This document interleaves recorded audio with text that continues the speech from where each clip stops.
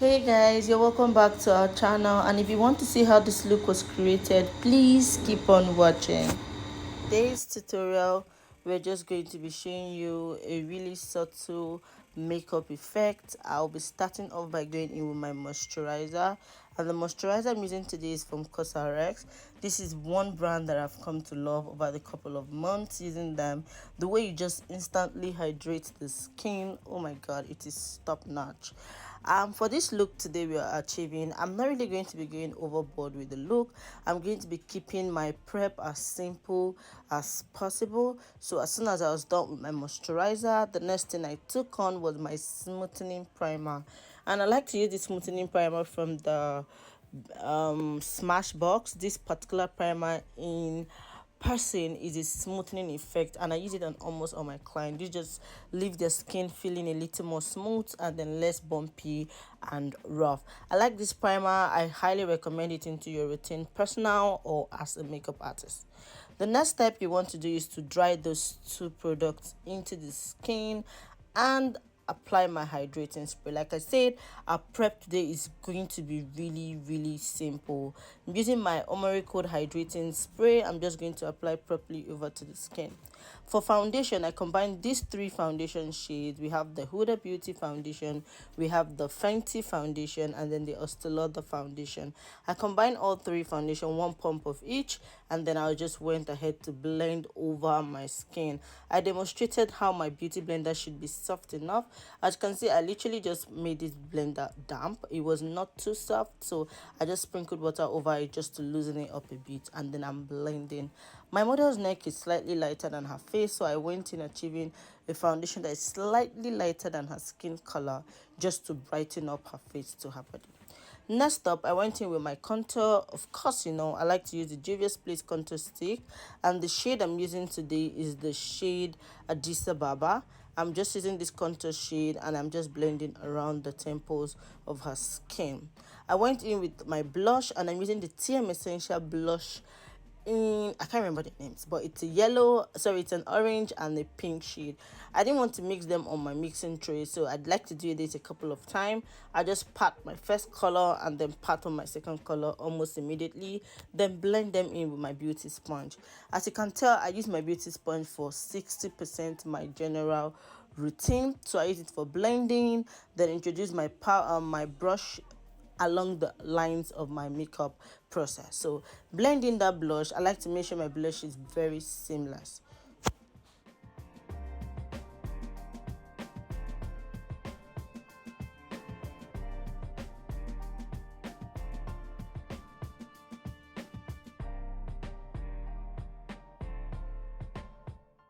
I'm going in with my concealer. I'm using the Kevin Aucoin concealer in the shade 11 and 8. Those are the two concealers I use, and then just highlight all the basic structures of my face, which is the under eye, the forehead, and around the chin. As soon as I'm done blending my concealer in, I'm just going to blend properly and ensure not to go in with so much pressure. This way you don't have any concealer lifting up from your skin and then gives you a very smooth blend.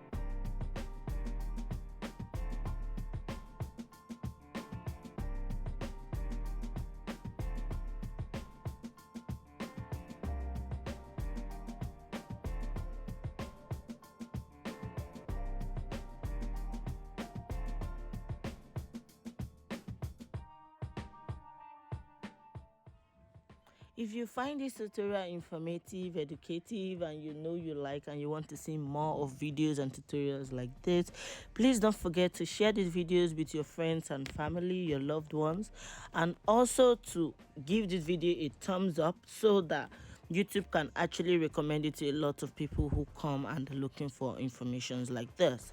Don't forget also to subscribe to my channel, because that would mean a lot to me and would make me want to keep posting videos like this in the nearest future.